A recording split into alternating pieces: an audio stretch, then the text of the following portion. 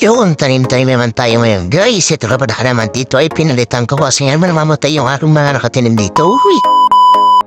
Hello po po, say hi to my video. Ay, kaya nga naman ay pupunta tayo sa bukid guys kasi sabi ng ating kapatid ay may bagyo daw parating ay siya. Itikakaw na natin ang ating mga magulang din sa bukid. Nahayaw naman ko eh. Nga naman, uy! Talaga naman kung di pa magkakabagyo ay hindi ata mapapauwi sa bahay at saka nga naman meron tayong ganap na yun kasi nga naman kailangan talaga umuwi kasi may kukunin sila sa sinyo yung kanilang pensyon ay hindi mapepedeng kami ang kumuha at kailangan talagang nandun sila guys kaya eto na guys at puntahan natin ang ating mga magulang dito at sa nga ba na guys meron tayong kukunin ditong isang bahagi ng lupa dito sa ating likod nga naman talaga naman ang sarap ng ganito. Pagkatating nga naman guys ay nakita mo namamatay no ay mga halaman din nasusobra ata sa araw ay siya ay pinaltan ko ng halaman dito yun talaga mga matatag sa init. Ito nga pala yung parang snake plant talaga yan. Ay di gagawin na test ka po ba't ka naman nakaharang talaga mga may sensor atang nakikita. Uy kay taman nga naman di naman napansin at yan na guys isang lang ang halaman ni Catherine ditong hilere parang nga naman maganda tingnan guys at ito nakita mo ano di iba-ibang anuan guys. Gaano ko hanggang nilagay ko yung sapat ko hanggang doon sa unhan para naman maganda tingnan at yan ang ating mga halaman na pang ano may palat na laos yung ating ditong pechay na tribon na bansot ay atin ang inalis at papalitan na natin ng mustasa guys. Ito nga pala yung ating labanos guys tapos may mga luya din tayo dyan yung okra yan tapos yung ating mga sili guys at talagang nakakatuwa naglalaki na itong ating mga halaman diskaboy nakakainig nga naman sana bandriyan ay maka-harvest na meron din tayo yung mga kalabasa guys yan babalag yan dun sa ating sapat ay siya tama na satsat itong ating ulam guys kita mo ka pinamatisan tapos may labanos tayo na harvest dyan sinamon na dyan tapos may pinitos na palung at saka tilapia tapos bahaw na kanin Diyos ko puro day siyempre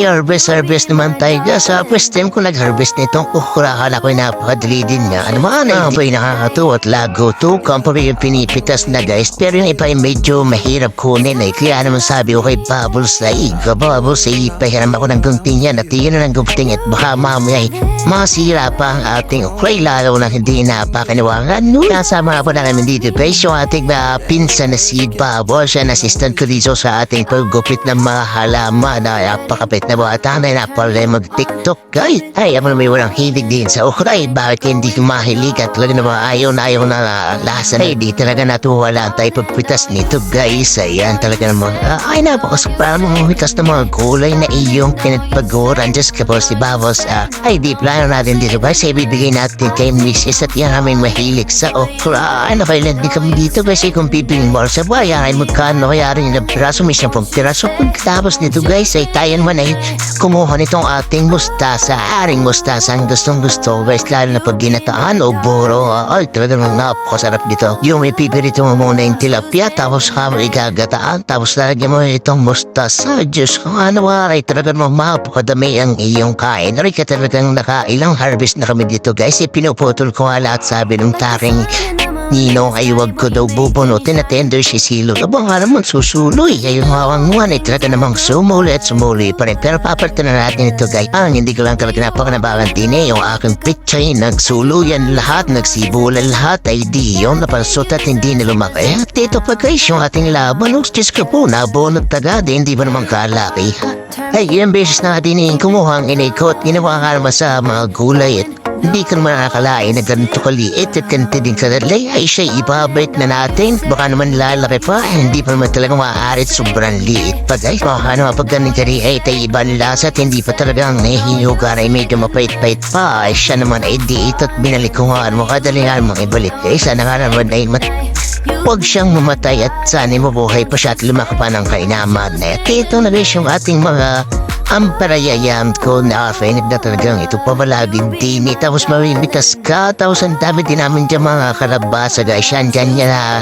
pasusuduyin dito sa papuntang sa paparangan mo ng CPCI dyan guys. Sabi ko nga sa kapatid ko maganda din na rin pabala din yung prito-prito yung buhay na palawit din hindi yung nasa ilalim ni kihahanapan parang mga bunga kung ano kadami ko pa mga punla mga gulay di pinapalaki ko muna kahirap naman pag maliit tapos tatanim mo talaga ng mamamatay dito ko nga pala tatanim guys yung ating mga mustasa na talaga namang naspak sarap guys. Dito din sa ating tabihan guys ay meron mga patuloy nagbuburap ka na guys tabi niyan dito guys yung ating mga pipino din tapos meron din diyang naligaw na ampalaya tapos ewan ko na kung bakit hindi mo nagsiganda ang comment down below naman guys kung anong gagawin natin dito sa ating pipino. Diba, liring kamuting kahoy na rito ako bro problema ay kahit ganyan padali talagang mang nagsisilari ang ayaw tao sa rin papasapaan natin yung mga papaya na yan yung mga kangkong tapos meron din yung mga saging bayayos nice guys di naramdaman mo pisto at talagang nagsisilari ng ayaw kahit nga mga tumarawa ay talagang may panlaban din ng mga gulay na rin. Ito sa likod natin guys dito na tayo nag-harvest na ating mga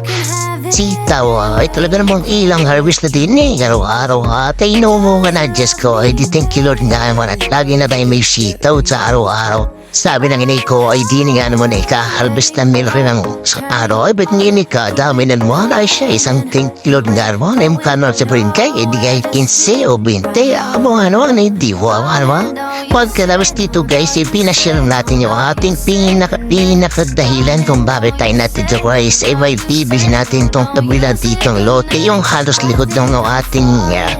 bahay kubo dito guys di ka inawan ka naman na talaga mga nakakatuwa at medyo mura din nga naman siya tsaka maganda talaga namang likod kang atin so isang sukat din ng atin tong palikod tapos meron ditong isang manggang malaki na Indian mango at maraming puno na saging meron din dyan big nine at langka ay di ka sarap nga naman din may kubo ka din ay lagyan mo ng lamis yung ilalim ng puno mangga ay siyay ka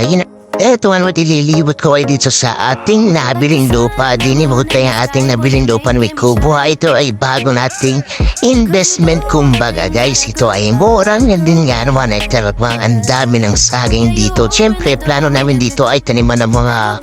short na coconut tapos yung mga saging pabubungahin muna natin yan at bahala na kung anong mailagay natin dyan mga pananim guys kasarap din yung mag-alaga ng mga malawkat talaga ng mga ay talaga mga sub na subsil dito kapakasarap na hangin pesko tapos ang daming mga puno ay di ganyan ang kailangan nila talaga naman so nabili nga naman natin guys dito ay isang ganong sukat din ng ating bahay kubo dito na pinagtayuan abay di magaling nga ano at talagang marakagalaw ng ayos guys at ito ng ating mga na-harvest dito. Ito mo naman ay mga saging na yan ibigay ng kapitbahay. May lansones pati yung bigay din. May sitaw at tukra. Kung ano na ba, ito naman din sa bahay kubo ay kompleto na. Uy, wari ko may banderiya ni kakata na tayo ng bahay kubo at kahit munti, ayan halaman doon ay sari-sari ay diwang gano'n. Uy, ayan si Wader at talagang ayaw pa din kang umuwi sa bahay at talagang magiging din sa aming bukid. Talaga naman daw din guys ay sila naman ay nakakagalaw at kahit anong gawin nila din sa mga paligid din magtanim may kay